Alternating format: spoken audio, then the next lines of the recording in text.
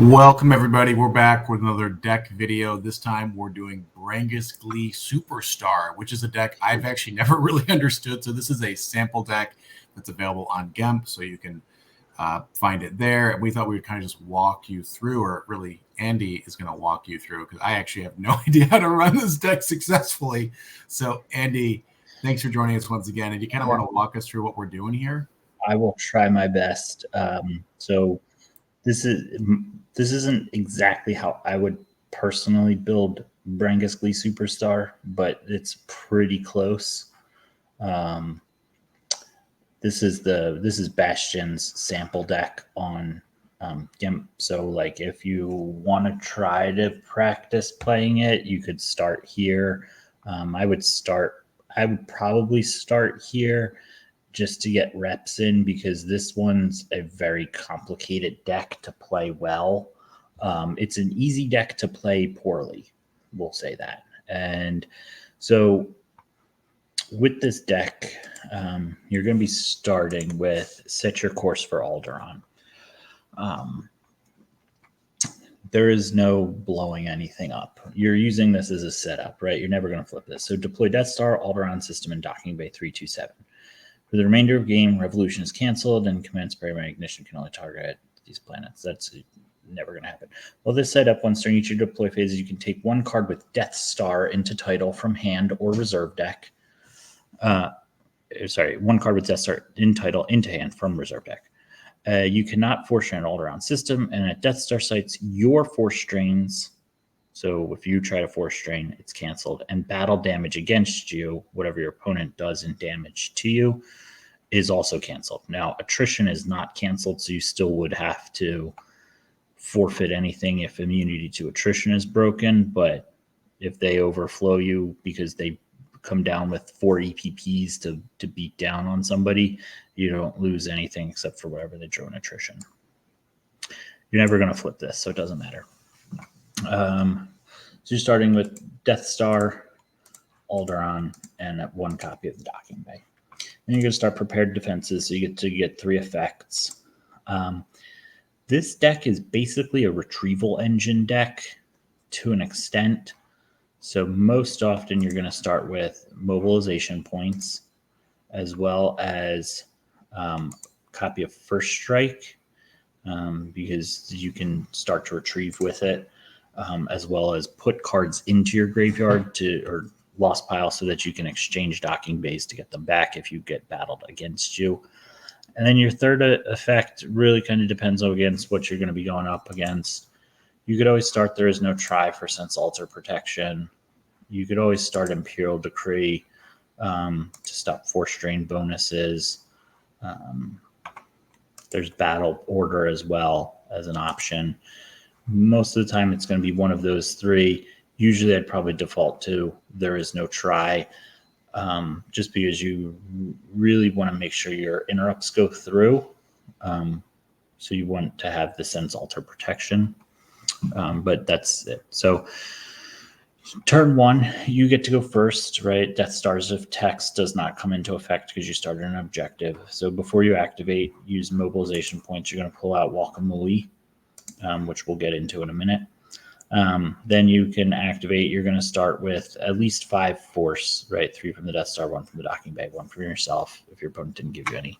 So with 5 force, turn 1, you're going to use your objective to pull a card with Death Star out. So you're going to pull out the War Room. That'll give you 2 more additional force. And then you'll play Wookiee. From there, this deck is pretty much all reactionary. There's very few things that you will proactively do with this deck. But the main gist of it is that you will, that's weird. There's no Trooper Sabak in this version. There should be an Emperor and a Sabak. I will put them into the cards that you should almost immediately play that need to be in here. But you'll want to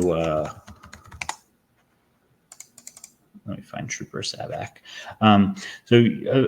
At a certain point, you're going to want to get a couple of characters down to the Death Star docking bay. It doesn't really actually matter. The docking bay is a battleground, so it'll let you fulfill battle order if you get there, if you need to get there with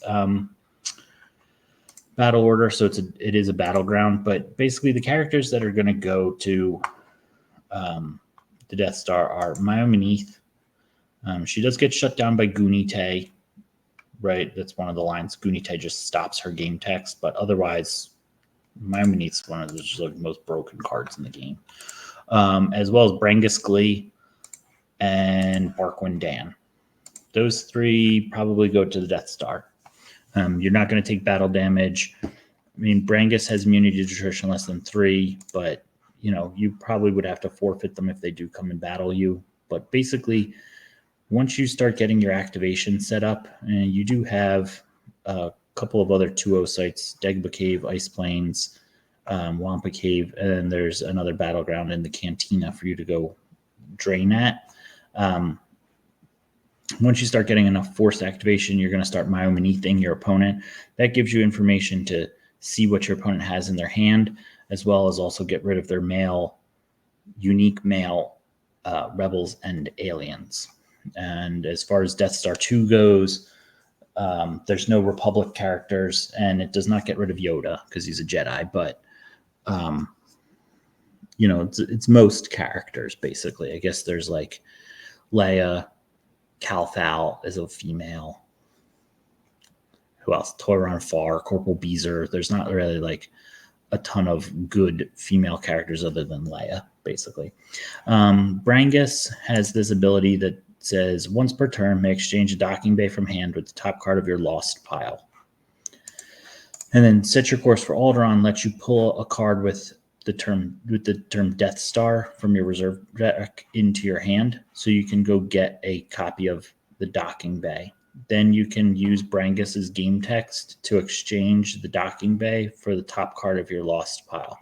So that's where you get like a bunch of unique kind of cards. There's a copy of Unexpected Interruption, so you could spend 2 force to go get a different interrupt out of your deck. Then you could exchange a docking bay to go get your Unexpected Interruption back. Same thing with the Set for Stun, Overload. Overload, you just track a 0. Usually it's Ozzel or a docking bay that you retrieve around to the top of your deck. Then you overload some character with an EPP and kill the character, and then just exchange a docking bay and just keep doing that. I'd just as soon Kiss a Wookiee, let you return a character that was just deployed back to their hand. So like you can kind of catch them where they're trying to like deploy multiple characters. I'd just as soon Kiss a Wookiee, like one of their better characters back.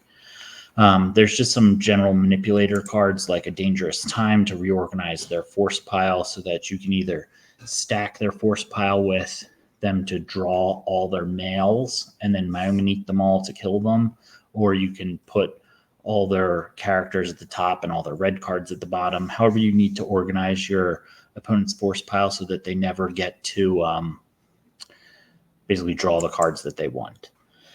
Other than that, you then set up a retrieval engine of put all sections on alert, and you can use both functions of this. So if they're attacking you, now you're not going to take battle damage, but you can also target a rebel at a Death Star site.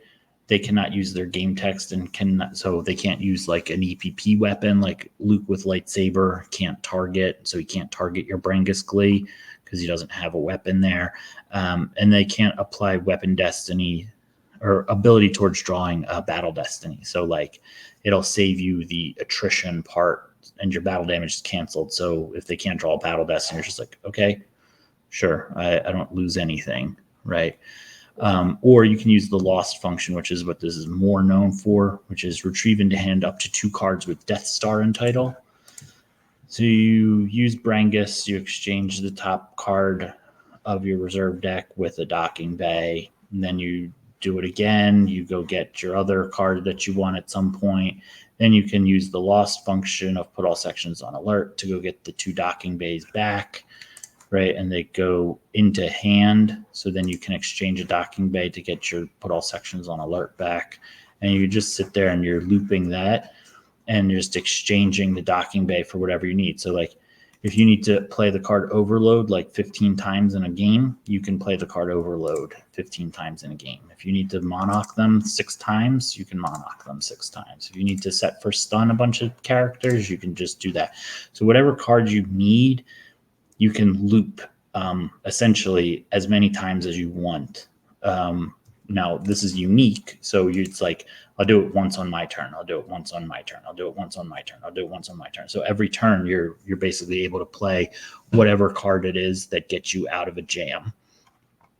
Then sometimes you'll need to like retrieve a bunch of cards at once, right, to reset everything. So maybe you lost to put all sections on alert, or even despite you having there is no tryout, they decide they're going to sense it. Or they sense, or you lost your I just as soon kiss a Wookiee to a force drain, and now it's 5 cards deep, and you can't manipulate your lost pile to get there. That's where Sienar Fleet Systems comes in. So you deploy it on Guacamole, which you pulled with mobilization points on turn 1. Each time you deploy a tie, you retrieve 1 force or 3 if it's a squadron. And then you have 3 squadrons: Emperor Sword, Emperor Shield, and Death Star Assault Squadron. Death Star Assault Squadron is nice because it has Death Star in the title, so you can pull it off of your set for course Alderaan or retrieve it off of your put all sections on alert. So Death Star Assault Squadron can only deploy out to space, but Emperor Shield and Emperor Sword, they can both deploy as a react, and ties can deploy to docking bays, so you can always react by deploying an Emperor Shield to your docking bay. If they come down to try to kill your Brangus, they have forfeit of 6 each, so you can react, retrieve 3 force, then lose your tie to the attrition, and then you can exchange a docking bay with Brangus to get your tie back, and that creates another essentially infinite retrieval loop through the game. So there's like a bunch of different retrieval engines going on. Every time you battle, you can retrieve a card. So maybe you play an EPP Vader to their site where they have a character, initiate a battle, you retrieve 1, they lose 1, you hit their character, you lose your Vader, you exchange a docking bay, you get your Vader back. Next turn, you can battle. IG-88 does the same thing. He's basically Darth Vader. DVD lots, just another version. You go in, you choke their character. What you need to really do to play this deck well is you must be able to track destinies. If you cannot track, you should not play this deck, period. Do not play it. You can learn, play it to learn, and play it to learn how to track. I'd probably try to learn how to track on an easier deck, like a Hunt Down deck or a Bring 'Em Before Me deck, than trying to learn how to track in a Brangus deck. But you have to be able to track. So you could stack it so you have 6066 or something, right? Or 0665, whatever it is. And then you can battle, retrieve 1. Now you got to track your lost pile. You have to track your used pile. You have to track your force pile. You have to track your reserve deck. You have to track your opponent's reserve deck, as well as their probably force pile and used pile as well. And you need to know what all the cards in their hand are at basically all times. So that's why this deck is super hard, because you're tracking 4 or 5 piles. But in the situation where you're at 0665, you play Vader, you track that your overload is 1 card down, you battle, you retrieve with first strike, overload's now the top card, you exchange it with the docking bay, you overload their character, you hit their other character by drawing 2 6s, then you draw 6 for your battle destiny. So you have to be good at tracking, and every character in here can do something with tracking. So Barquin D'an helps you with tracking because he lets you draw 2 destiny every control phase. And he also randomly lets you retrieve a card because you're going to set up where you win the retrieval. Dengar can come down and shoot 2 characters that you track. You track 2 6s, target their Ben Kenobi, target their Luke. They're both hit and they die. IG-88 can steal somebody. Prophetess can come down. You have a 6 tracked. You battle. You predict you win. You draw 6. You're 7. Now they lose. You retrieve another card. Sim Aloo helps you with your opponent's tracking because you get to look at the top card of their deck and put it on top or bottom, so you can track that way. So every character in here is centered around, except for basically Jabba the Hutt, which, I mean, to be honest, I would probably just cut Jabba and play the Emperor here. That would be my biggest change. I don't really know why Jabba's in here other than just being Jabba. Like, other cards just kind of help you. There's a lot of anti-mind what you have learned in here, which I don't necessarily know is necessary, but you have broken concentration, end failure at the cave. These will suspend your opponent, or these will hurt your opponent's Jedi tests. Sort of. Lateral damage, you can just sit there and lateral damage every single turn by retrieving it, and or you can lose your Boskin Houndstooth every turn in space and then replay it and battle again. Reactor Terminal is how you're going to set up a bunch of your tracking to start with, because you can draw a bunch of cards. You're probably going to draw to like 20 or 30 cards with this deck into your hand. You don't really care if your opponent Grimtashes you. There's, outside of the docking bays, which are either going to be in your lost pile or in your reserve deck, everything else is a singleton except for put all sections on alert. That's the only card that Grimtash is actually going to hurt. I guess Imperial Barrier, but like, who cares? Put all sections on alert is your most important card in the deck. It's what keeps the engine running. Well, I guess technically Brangus, but this combination, Brangus, docking bay, put all sections on alert. That's the engine basically. Everything else is just like one-ofs that you can use to attack your opponent, retrieve force, cycle back and forth. You just have to be good at tracking. Some changes that I would encourage you to play: a copy of Emperor Palpatine, and then put a Force Lightning in. I'd probably play a second copy of Janus as well. And then, I don't know why this deck doesn't have Trooper Sabak, but Sabak is basically a key element of Brangus. It's how you force through a lot of your damage, to be honest with you. You have Barquin D'an, who's a gambler, as well as Brangus, who's a gambler. And Trooper Sabak requires a gambler at a site, so you put them to the Death Star, and then you can start Trooper Sabak. So you set up a perfect Sabak, which is an 11. So you set up a 6 and a 5 together. Usually you can do either Force Lightning with like Masterful Move, or with Dark Maneuvers, or Twi'lek Advisor and Masterful Move and Dark Maneuvers, some combination of like that. You'll set up a perfect Sabak, and then you'll track down to the Sabak, play Sabak, you draw a perfect Sabak of 11, which means you automatically win, and then the stakes are doubled. So you don't really care about wild cards or clone cards because you're just going to set up perfect Sabak. So the stakes are 1 transport vehicle, which Lightside's not playing skiffs, let's be honest, or I don't even know if there's other transport vehicles, whatever. Nobody's playing transport vehicles without armor, or 1 character weapon, which you may end up with like a Luke's lightsaber, like an Obi's lightsaber, maybe, whatever, who cares? It's just a card you'll end up throwing away to a first strike battle at some point. But basically, if they don't have one of the stakes, both of the cards that they drew for Sabak are immediately lost. So you can set it up where like you have a 6 and a 5, and you're tracking your opponent's reserve deck, and they retrieved some force. Technically, activation goes 1 at a time, 1, and then you get an action. Then I activate 1, you get an action. You activate 1, you get an action. I activate 1, you get an action, right? And so you know that 7 cards down is one of the cards you want to make lost. You wait until you say, I'm going to stop you after you've activated, 6 force, 7th card's on top. I'm going to Sabak. You draw 2 cards. You have a perfect Sabak. They don't. You make the 2 cards that you want to go lost. So basically, at any point during activate phase, as long as it's within the amount of force that they're able to activate in a turn, you can make any 2 cards in their reserve deck lost by playing Sabak. So I would immediately put a copy of Sabak in this deck. This deck can also struggle with pushing through damage, which is why Sabak's in there.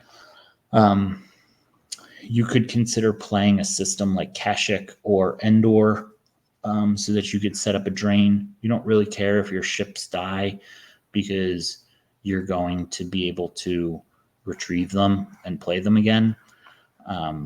So if they can't fight you in space, you can at least get a drain in. Or you could just do like a Presence of the Force if you want and put it on Wakamui or on one of your 2-0 sites. You can always set up Decree by having the Wampa Cave and the Ice Plains in effect, and that'll shut off their Force Drain bonuses. You could consider like a Mara's Lightsaber. It's not necessary. She can just be a spy that goes down, battles, and dies and gets retrieved, and then you battle and die and retrieve and battle and die and retrieve, battle and die and retrieve over and over and over again. You could also set it up where you're on Cloud City with Lando as well, and you just play like 3 or 4 copies of the Cloud City Casino, and then you play a couple more copies of Cloud City Sabak with Lando, and then you're more all in on Sabak. You could play Grabbers. There's basically any card that exists in the game is viable to play in this deck, because the way that the deck functions is at any time you can basically get whatever card you need and play it and then retrieve it and continue to cycle every card that is perfect in the situation against your opponent into your hand and play it. And like, it's just a machine, but it's so mentally taxing to play this deck because you just have to know everything that's going on in all piles and track every single card that you've ever seen.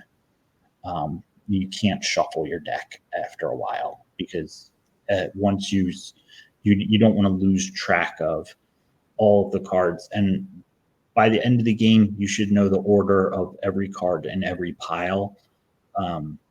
It's just very complicated to play this deck. It's super strong. If you know how to pilot this deck, you'll probably never lose. It's almost a perfect deck to play. I don't know that there's really any weaknesses for this deck. I'm guessing that the reason Bastion has so much anti-Mind What You Have Learned is there must be some weakness to a Mind What You Have Learned deck. But, I mean, I can't see this deck really losing if it's played by a person who knows how to play it and play it well. It will probably never lose a game. If you don't know what you're doing, you're probably going to lose every single game. So it's like a very razor edge on how to play it. So if you do decide you want to play Brangus Glee Superstar, you need to practice. I would no joke get in like at least probably 150 games with this deck before you can say that you have an idea of how to play it well. I think that's a really good stopping point there. This is a complicated deck, but I thank you for walking us through it. I'm realizing I played against this deck about a month ago and lost and didn't really understand what was going on, but this has been really helpful to walk through this. Like, subscribe, leave comments. If you guys have played this or you have a better deck list, we'll include the deck list in the video description, all that good stuff. But thanks for walking us through, Andy.